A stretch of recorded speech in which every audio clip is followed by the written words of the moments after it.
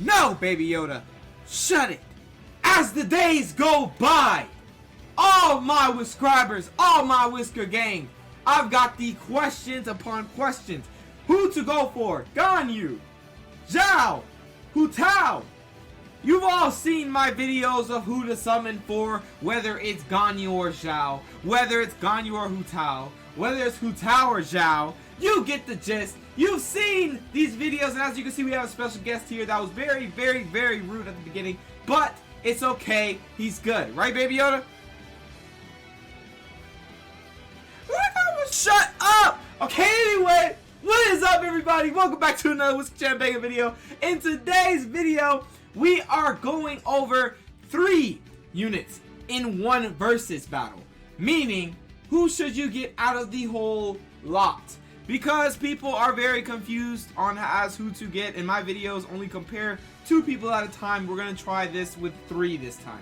And it's going to take a lot of information gathering. It's going to take a lot of time, probably. That's why we will have timestamps in the description below. So, guys, let's look forward to that. And also, if you need to hit those timestamps, go to the description and hit them, and it'll pull you to where you want to go. Anyway, like I was saying, though, we are going over 3 units and who you should get inevitably out of all of them, in my opinion. As who would I get as a free-to-play player? Who would I get out of all 3 of them? So, we will get into this video. Before we do, right, Baby Yoda? Before we do, if you are new to the channel, make sure you smash that subscribe button down below. Join the Whiscribers on the grind to 2,400, because we hit 2,300. You guys are amazing for that. Thank you so much. And also smash the like button down below and hit the notification bell to get notified of all my daily uploads every day. So anyway, guys, without further ado, let's go ahead and get into this banger video. Let's go over Xiao first. I want to go over every unit as much as I possibly can, and not too much to where it takes too long though, but enough. So we have our boy Xiao, as everybody knows. This is his stat progression right here. He goes off of crit rate once you level him up, which is very useful depending on how you build your Xiao. And this is going to set up for a lot of crit damage builds since he already has built-in crit rate, especially if you have the Primordial Jade, which also provides a secondary stat of crit rate, which is a weapon if you did not know. And it gives a pretty high attack of 600 plus attack. So I feel like definitely you could build him with a crit damage build without even having to worry about crit rate. Just mostly worrying about and focusing on crit damage and getting as much crit damage as possible for this character. And as you do know, he is an animal user, and I want to discuss not only the characters and how good their stats are, but their elements. What makes them really good, and also which would be more viable than the other, depending on the element and depending on the skills and things that they have on the character. So I feel like definitely the element animal, his is different. Now, compared to Venti is a support DPS, or a support at that, for the fact that you can do the swirl and elemental infusion, which is really good. Now with Xiao, you cannot do elemental infusion. He is just plain on animal damage. He does a lot of animal damage, and it really can't be comboed into a lot of elements. It'll just do swirl and animal damage. That's really about it. So I feel like definitely, in terms of reactions, he's not on the super side, like, you know, Venti being able to put out elemental infusion and then decrease the res and stuff. You have the 4-piece VV and things of that nature. So I feel like definitely he is more of a, how do I say this? He's a solo hero. Now that's similar to, who do you think? Well, his voice actor is Kirito, and his voice actor was a beater. And if you know what I mean, you've watched SAO, he literally was alone the whole time, and he got stronger by himself. So Xiao is that sort of character. He can have a sub DPS on his team, but mainly he is going to be on the team. I feel like definitely in my previous video, I'm going to link it at the end of the video just in case you didn't see it. It's basically where, or at the beginning of the video, where Albedo and Xiao are actually the perfect duo. And you're probably like, wow, how is that even possible? One can only crystallize, which makes shields, and then one can just do, you know, regular animal damage and not even combine with anything. Well, the fact that they're very, very good together is because that Xiao, he doesn't have elements reactions. That sucks, right? I mean, he does, but it's good. It's not that good, though. It's not as good as a character for, like, you know, melt or vaporize or anything of that nature. And depending on how you run your teams, you know, elemental reactions are pretty important. So anyway, like I was saying, though, we have Albedo. Albedo is a great sub DPS all around because of how his elemental skill and how fast he gets back. He's an energy battery. So why is this important is because our boy Xiao, if you did not know, he has a form that costs 70 energy, And he also has a elemental skill which helps him get it back relatively fast, which is called lymphatic wind cycling. Now this can be used in midair, which is very versatile, and it starts with 2 charges, so you have 2 times to do this, and it has a cooldown of 10 seconds. If you have Constellation 1, you have 3 charges. Now the multipliers are right here, but as I was saying, basically this form takes 70 energy costs, and you don't want to wait all this time to continuously, you know, get the energy and whatnot. So what is Albedo there for? Once you put out Albedo's elemental skill, which has a really big radius, once you're in that circle, as you do damage, every 2 seconds your enemy's gonna be hit with a Fatal Blossom, which deals additional damage to the damage you're doing. That's gonna be geo damage, but it's gonna cause what we like to call a crystallize. And once you got crystallized, you can put the shield on, and then it's gonna protect you and have your res increased and whatnot. And it's really good support for Xiao, especially. And also, considering that, you know, he loses a lot of health sometimes, not a lot, but since it is current HP, he still loses health. Having a little shield that helps your res a little bit does not hurt. And also having the additional damage off of your subsequent combos every 2 seconds does not hurt. And this skill lasts for 30 seconds, so it's going to be on the field for 30 seconds. And not only is it going to help you get additional damage to your Xiao, it's also going to help his energy come back extremely fast. So that's one thing to note about Xiao. Everybody's been asking about team comps and whatnot. You can run teams like, you know, maybe a double animal team, you know, for the decreased cooldown and whatnot. A double animal team like with Jean and Xiao, or you could run like Jean, Xiao, and Albedo for the energy recharge or the energy battery and getting your energy back really fast. Because once you have Xiao on your team, what you're mainly going to be doing is your Yaksha Mask, or what you mainly want to do is your Yaksha Mask. Because once you go in this form, this is where he shines. This is where everything comes from, because he greatly increases his jumping ability. He increases his attack AoE and attack damage. He converts all his attacks to animal, and it cannot be overridden by any other elemental infusion. And he will continuously lose HP by the current per second. And also, this effect skill will end when Xiao leaves the field or the duration ends. And the good thing about this is, the really good thing about this, I love that they updated it. Like, he is really close to release. After Ganyu, he is like right around the corner, most likely, if he is the first banner of 1.3. And basically having the normal charged and plunging attack damage bonus, I feel like when they added the plunge attack damage bonus, it just like skyrocketed. It made Xiao such a better unit in terms of multipliers and in terms of damage, because originally he never had plunge damage, and I felt like that was a big falter. But like in closed beta test, it showed that he had a talent for plunge damage, which is why it was so strong. So I feel like them putting this back in here, but it's not as strong as the closed beta test, is extremely good, and I feel like he's gonna perform way better, since he consists of, you know, he's going to be doing normal, he's going to be doing charge, and most of all, once you go in the Yaksha form, he's going to be doing plunge damage. So I feel like definitely them adding that made him such a better unit, and so much worth it. And the life drain is not that bad at all. It goes from 3%, you know, 2.5 to 2% current HP. And there, like I said, you want to take current HP over max HP. If it doesn't have anything to do with healing, if it's healing, you don't want to take current HP. If it's healing, you want max HP. But if it's draining your health, you never want max HP, because it'll take your health like crazy. You want current HP. So that's really good that they have current HP. The duration is 15 seconds, is not bad. And also, the good thing about this, the cooldown is 18 seconds, by the way. But the good thing about this duration is, while you're in that duration, you start with 5%. Or while you go in the Yaksha form, you start with 5% increased damage, right? And the damage increases further by 5% every 3 seconds. So at 12 seconds, you have a max damage bonus of 25%. On your Yaksha form, plus this attack right here, plus your normal charge and plunging damage attack bonus that you have already once you're in Yaksha form, which is going to be extremely good damage. I feel like, definitely, I can't wait for him to release so we can actually see the damage. I know they're not going to mess up like Zone Lee. They're going to definitely focus and make him to where he's balanced, but also really fun to play and does a sufficient amount of damage. So anyway, like I was saying, this is going to be really good. You're going to have 3 seconds to spam that 25% increased damage bonus. I feel like it's going to be so good. And also his other passive is Dissolution, Eon, Heaven, Fall. Once he uses his lymphatic wind cycling or his elemental skill, the next one basically gets an increased damage of 15%, and this effect lasts for 7 seconds. So if you have 2 charges, you can get the maximum of 3 stacks if you just do this with a little skill, do the little math, a little couple seconds and whatnot. So if you just wait, like hit, wait, hit, and then you'll have another lymphatic wind cycling already charged if you wait the correct amount of time, and you'll also have to where the effect won't wear off before you can get the maximum of 3 stacks. So I feel like definitely it's gonna take a little skill,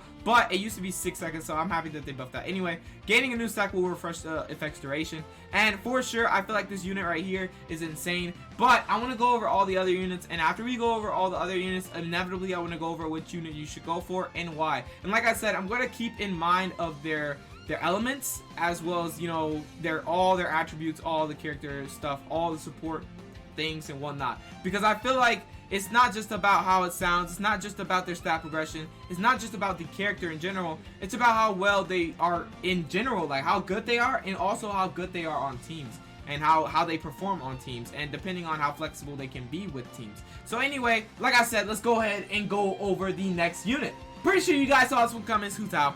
Here we go. Y'all already know what she is. She still goes crit damage. Nothing has updated, so I'm pretty sure either they're waiting for things to update, or nothing's gonna update, and this might be finalized. Might be. Take that with an insult. Some things are never finalized, you know. So anyway, she has a stat progression of crit damage, and I feel like this is really good, considering that the weapon that is coming out beside her banner, which I discussed in the last video. If you haven't watched that, I'll put that in the little white tabs at the beginning of the video. Basically, it's a weapon that has a secondary stat of crit damage. So you're gonna have more crit damage. I also discussed in the video that since once you level the weapon up all the way, you have a 60% plus increased crit damage, plus the 88.4% that you're gonna have because of the 50% base and the 38.4% increased crit damage from how her stat progression works. And then you'll have a total of 150% crit damage, and then that's like with no crit damage build. Like this is just from the weapon as well as the crit damage on the base character. So you have 150% plus crit damage just from that, meaning that opts you to build crit rate builds, which is extremely good. And not to mention her element is pyro. So what this opts for, guys, y'all already know what pyro opts for. We have the melt, okay? We have overload, which does 2 times damage, and then we also have vaporize. Now, all of these are extremely good reactions for the fact that Vaporize and Melt do tons of damage, and so does Overload. So I feel like definitely this unit is a flexible unit. In my opinion, more flexible than Xiao, just because of the element. You know how Animo works. It's sad, but as I said, he is still going to be an insane unit. He is like a solo unit. But, like I was saying, Hu Tao being Pyro opts for more, you know, diverse team comps and things that you can do, like, that's way different. And honestly, I feel like it's definitely way better, in my opinion, because of the versatility you can do with the element. But at the same time, it depends on your preference, whether you want to solo everything. Because some people play Razor still, and he's literally a hog for the team. You can't get off that unit if you want to get his burst. Unless you have Albedo, of course, and you just like put Albedo's skill out, and then go to Razor, and then, you know, spam, and then boom, you get his burst really fast because of the energy battery. So anyway, like I was saying though, basically, she is very versatile on teams because of her element, and I feel like definitely that is one thing to take into mind. And she has really good reactions, in my opinion. And also another thing to note is how she works with her elemental skill, which is extremely good. This unit is a low HP warrior, basically. The lower your HP, the stronger she's going to be. And also her weapon says that basically she starts off, once she has the weapon, she has a 20% increased HP. And then she also has an increased attack percent based on your max HP. And then once you go below, well, you have an increased attack percent on the weapon. And then once you drop below 50% HP, you have a attack percent that is also, you know, based on your max HP. So definitely, I feel like if you get her weapon with this, she would be insane because of all the crit damage, opting for a crit rate build, or you could just offer a lot of crit damage, like over 200, and see how that goes if you just want to, you know, like see how big the numbers can be. But anyway, like I was saying, this character does need to be taken into consideration for the fact that attack bonus gained this way cannot exceed 300% of Hu Tao's base attack. What does that mean? Well, as you see, this character is based off of HP because her attack increase is based off of her max HP. What does that mean? Well, that means the more HP you have, the more this percent is going to do.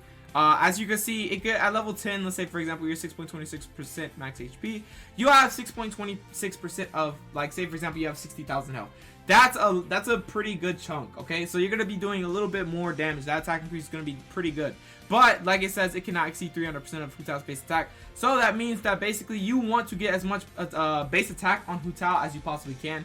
Because as you do know, her base attack is extremely low. So having a lot of base attack on Hu Tao would help this out a lot. Because, you know, if you want to exceed 300% of 106 is like just, it's not enough, so you really want to get as much attack on Hu Tao as possible. So his 300% can go pretty high, and the attack bonus can be really strong, okay? So anyway, like I was saying, it takes 30% of your current HP to activate, and like I said, if it's taking any type of health from you, it's better to be current than max. So that's really good. That's a plus already. And then we have a debuff on her, which is very versatile as well, which is called Blood Blossom damage. Now this ticks every 4 seconds and it has an 8-second duration, meaning it's going to tick for 2 times. So basically 2 times this damage you see on the multiplier. So 2 times 115 would be 230.4%.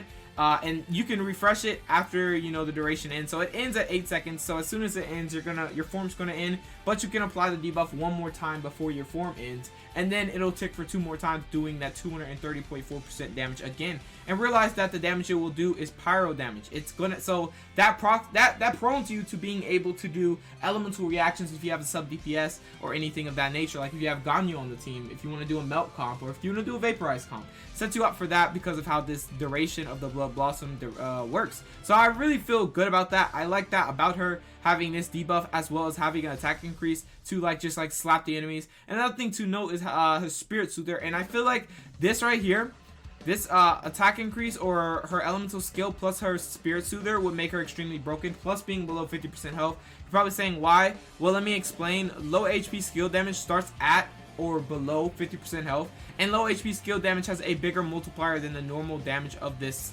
character. So as you can see, we have a normal skill damage and a normal HP regeneration. Yes, this unit does regenerate. If you did not know, she regenerates once she does her elemental burst, right? So anyway, we have the low HP skill damage, which you want to opt for as much as possible because you're going to do a considerable amount of damage.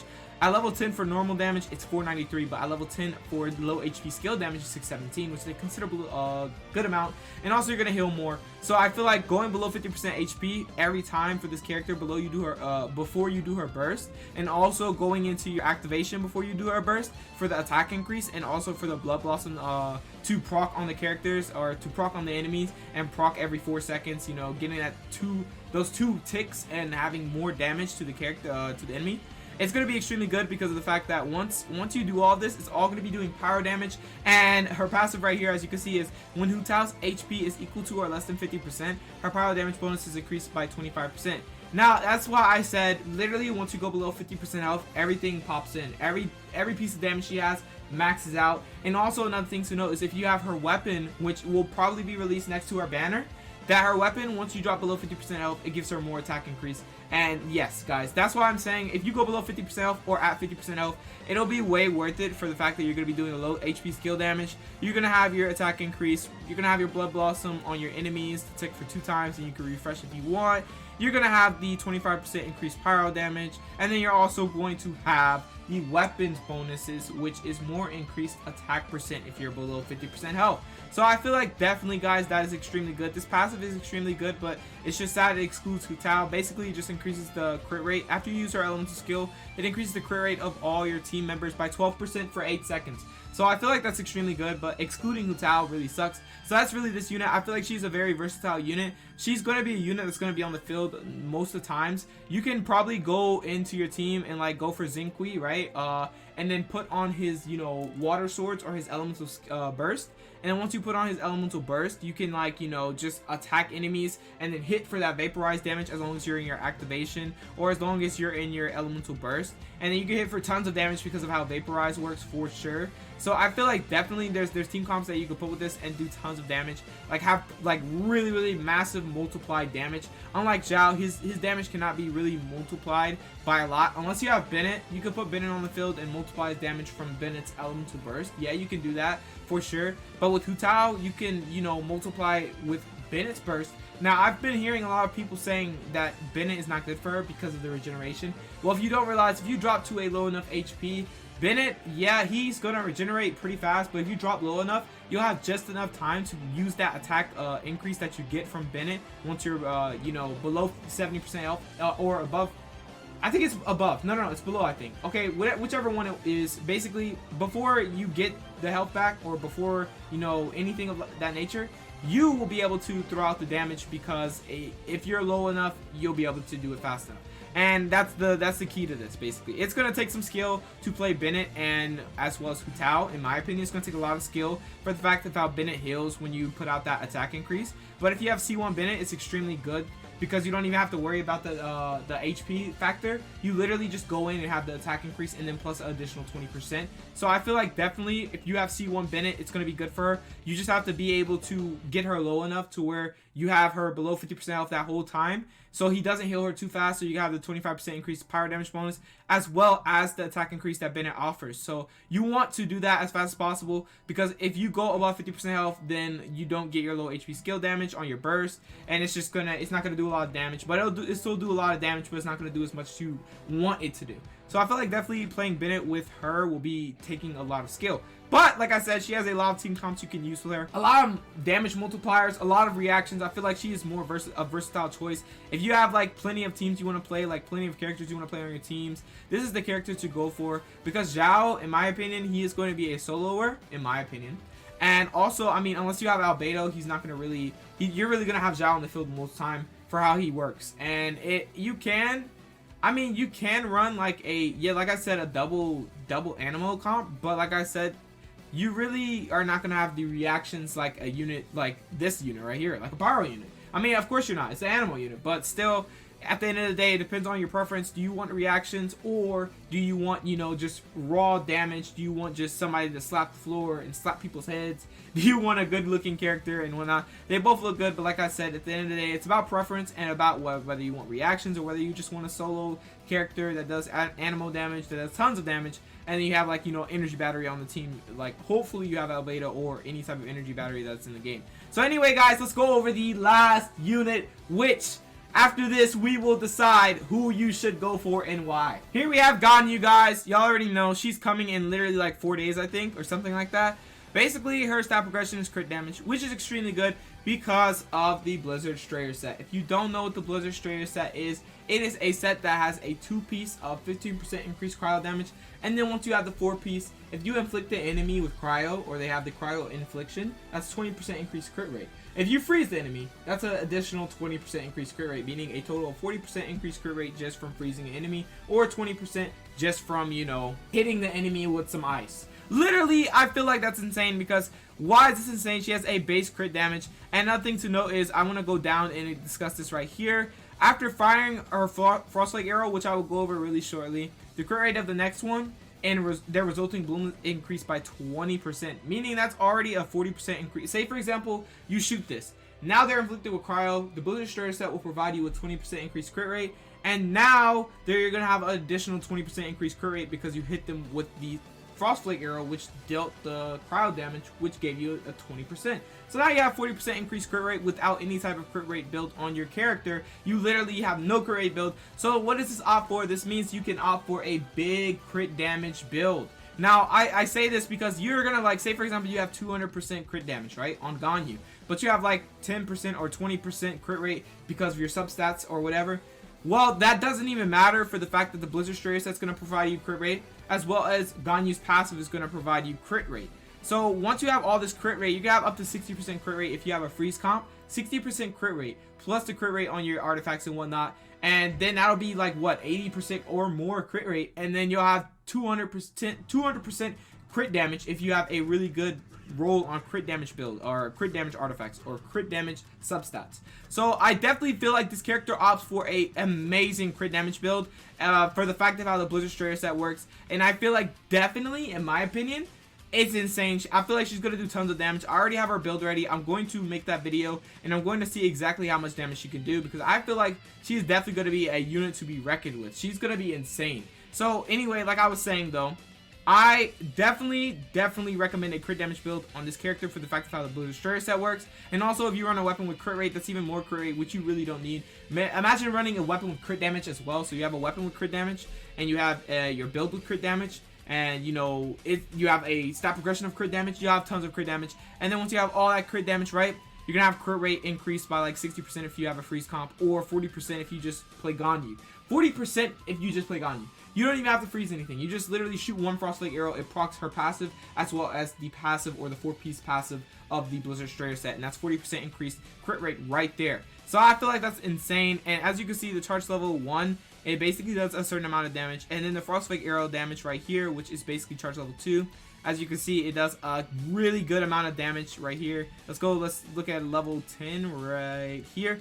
It does 230.4% damage. That is extremely good for an arrow. She's going to be a sniper unit. The fact that I say this is because she's not meant for close range. I'm going to explain exactly why. Because of how her elemental skill works, it just shows even more of how she is a sniper unit. Anyway, the Frostflake arrow's bloom damage is 413. So you're going to do the Frostflake arrow damage, which is 243. Then the bloom damage is 413, meaning that's over 600% damage just from one shot. So I feel like that's insane, guys, and this is why I feel like she's going to be insane snipers, because the Trail of the Keelan basically is her ice load. She throws this out, and it taunts all the enemies around her. And once it taunts the enemies, and also do note that this is based off her max HP, their endurance is, of course, and it lasts for 6 seconds, and the skill damage is at level 10, 237, or if you well the character, 313. And then here the HP at level 10 is 216 if you well the character, 285%. The duration is 6 seconds, cooldown is 4 seconds. So we're looking at a 4-second total cooldown after this ends, or if it's destroyed, you're looking at more seconds if it's destroyed too early, if it doesn't last its full duration. So anyway, like I was saying, basically it's going to taunt the enemies, giving you all the time in the world to snipe and charge your level 2 to proc for the 40% increased crit rate, and the, say for example you have 200% crit damage. You're gonna just smack enemies. So I feel like definitely this character is insane. This character is a crit machine, crit damage machine. She's gonna be insane in my opinion. I feel like definitely if they didn't have like how they're doing this, I feel like GANYU would have been the way to go. But they have they make this hard for everybody. Putting out GANYU and Hu Tao and then Xiao, it's just it sucks for everybody. I wish they had like a month where banners were skippable, like reruns or something like that, or hopefully like, well, they are gonna have reruns soon, but we'll talk about that in another video. But basically like bad reruns would be good, like other gacha games have, where they're like, yeah, we finally have a break, to save up our gems and whatnot, we don't have to summon. I feel like after like GANYU, they should have put a banner out like that was like, pause, you don't need to summon on that at all, or like give us a break so that all of our free-to-play players can gather up their primal gems faster, and then be ready for Xiao and Hu Tao, and also have GANYU. I feel like that should have been a thing, but sadly it's not. So that's why we're at this video. Which one should you pull for and why? Now I want to note that Hu Tao has a constellation. I want to talk about the constellation because constellation does apply to characters. I feel like some characters are built mainly on their constellation, and some characters don't even need constellation for how good they are. Now, what I feel like, basically, in Hu Tao's constellation, it makes her broken because of the fact she can't die on constellation 6. And she can't die, and her crit rate's increased by 100%. Her physical res and elemental res are increased by 200%. She literally can't die. She can't take damage. She's literally just immortal. And then you have all these increased, you have, since you're less than 50% health, you have increased damage bonus. Then you have low HP skill damage the whole time, and you have 100% crit rate. So if you have a crit damage build on the character, you're gonna smack for the low HP skill damage. And then you have the attack increase if you use this, and it's not gonna take any HP since you're literally not going to die once you go into C6. Once you go into her basically C6 activation. And I feel like that's definitely pay to win, because it's insane. Like this would make her extremely broken, and her constellations are extremely good, don't get me wrong, but I feel like she doesn't really depend on these. She's still going to be a good unit without her constellations from how she is built. But having constellation 6 is definitely pay to win, and she would be insane for Abyss and for anything in that fact. Now we have Xiao. I want to talk about his constellations. People have been saying that he is the most constellation friendly character. Like, you don't need his constellation. Basically, he's just good without him. Basically, his first constellation is increasing the charge by 1, which is not that useful. I mean, it's really good, don't get me wrong, because of how he has the max stack of 3 on his passive for the increased 15% subsequent damage of the next static when cycling, but it's not like you need it. Anyway, we have the next one, which is when not in the party, Xiao's energy recharge is increased by 25%. The reason this is good because, like I said, for energy battery like Albedo, you could be able to get energy back for your team extremely fast, and when he's not on the field, that will be basically increased by 25% energy recharge as well, which is going to be extremely good to get his burst back, meaning he could provide as a really good sub DPS or transformation DPS, sub DPS in my opinion. But at the same time, if you want to run him as main DPS, he definitely could go, especially if you can't get constellation. You really don't need this. It's not that optimal. And also we have these don't make him extremely broken, is what I'm saying. So Conqueror of Evil, this increased levels when Xiao's HP drops below 50%, he gains a 100% defense bonus. That's good, but it's not that viable. Now, if you look at these constellations compared to Hu Tao's, whose constellation would you go for? Hu Tao's, which makes her immortal and gain millions of attacks and whatnot, or this right here. Now, I'm going to read his 6th one. As you can see, while under the effects of his Bane of All Evil, hitting at least 2 opponents with Xiao's plunge attack will immediately grant him 1 charge of static wind cycling for the next 1 second. He may use some static wind cycling while ignoring its cooldown. Like I said, who would you go for on Constellation, Xiao or Hu Tao? Now, once you look at Hu Tao's constellation, this literally puts Xiao's constellation in the trash because of how his works. Hers literally breaks her, basically. She's gonna get increased damage to her Blood Blossom. She's gonna, it's based off her HP, as well as like everything's based off her HP. This right here, once you get her Constellation 1, charge attacks do not consume stamina, meaning you can get a lot of energy back once you're in this form, since you're going to be doing pyro damage, similar to our child. Once he goes into his transformation, he gets a lot of energy back once you do charge attacks, and it's not taking any stamina, so that's even beneficial. Constellation 1 would be insane for this character, but let alone, you know, level 6 Constellation is just broken. It's broken. So I feel like definitely in terms of Constellation, who's more friendly? Look, Hu Tao, if you want her to be the best she could be, like insanely the best she could be, it would be her constellation you want. But Xiao, you don't even need a constellation. He's a good character without his constellation. He doesn't need his constellation at all. So he's a constellation friendly character in my opinion, which makes him a better free-to-play option in my opinion overall. But let's not forget about GANYU, because she is an extremely good unit as well. I don't take her out of mind, but I want to talk about her constellation as well. Taking damage from a charge level 2 Frostflake arrow or Frostflake bloom arrow bloom decreases the opponent's cryo res by 15% for 6 seconds. This is extremely useful for the fact that you're going to be doing cryo damage most of the time, and if you have Constellation 1 and you do a charge level 2, you're going to decrease their res by 15%, guys. And if you have like a Chongyu build, I'm pretty sure Chongyu does decrease the cryo res somehow, and so you could decrease even more res, and then like a hit regenerates 2 energy for GANYU, meaning you're going to get your elemental burst back faster. And if you did not know, once you go into GANYU's elemental burst, you get a 20% increased cryo damage bonus. And then they're going to have cryo res decreased by 50% for 6 seconds. And also this effect can only occur once per charge level 2 arrow. And it doesn't have a cooldown. Basically, you just every charge level 2, it can occur only once if the Frostflake arrow itself or its bloom hit the target. By the way, so like I feel like that's insane. And also gaining another taunt, you see right here, you could gain 2 taunts if you have Constellation 2. And also another thing to note is right here, opponents standing within the AoE of Celestial Shower take increased damage. And then if you hit them with charge level 2, their cryo res is decreased by 15% for 6 seconds. And then if you have Constellation, if you have her passive right here in her Celestial Shower, she gets a 20% increased cryo damage bonus. So basically, once you go into that circle and before you go into that circle, you do a charge level 2, then you do her elemental burst. Basically, the enemies are gonna stand no chance while they're in that circle, because you're gonna have increased cryo damage, you're gonna decrease their cryo res, and then you're gonna do increased damage from this right here, this constellation. This effect strengthens over time, by the way, and increased damage taken begins at 5% and increases 5% every 3 seconds up to a maximum of 25%, meaning in 12 seconds. And her duration of this, let me see how long this is, right? It is a 15 seconds. So in 12 seconds, similar to Xiao, in 12 seconds, you'd have the max damage bonus of 25%. You have 3 seconds to do additional damage. So that's extremely insane. And then this effect lingers for 3 seconds after opponent leaves the AoE. And then right here, using the trail of the Keeling or her elemental skill causes the next Frostflake arrow shot within 30 seconds to not require charging. So you literally, like I'm saying, who would you go for in Constellation? Hu Tao and GANYU's constellations are literally pay to win. If you got their constellations, they'd be broken. Like, I mean, absolutely broken. Now, as for Xiao, his constellations are not that broken in my opinion, and you can understand why after me reading them. So I feel like definitely out of all these options, these 2 units are insane. If I was free to play, I'd opt for Hu Tao no matter what. But I'm not free to play, so what I'm going to do is I'm opting for all of them. I'm sorry, guys, but I'm getting all of them, yes. But anyway, like I was saying, basically, I would offer Hu Tao if I was free to play for how she works. GANYU is insane, but Hu Tao is just like, without Constellation, she's even insane, like broken. But GANYU with Constellation makes her just downright not fair, especially with the Blizzard Strayer set, you know, a crit damage build.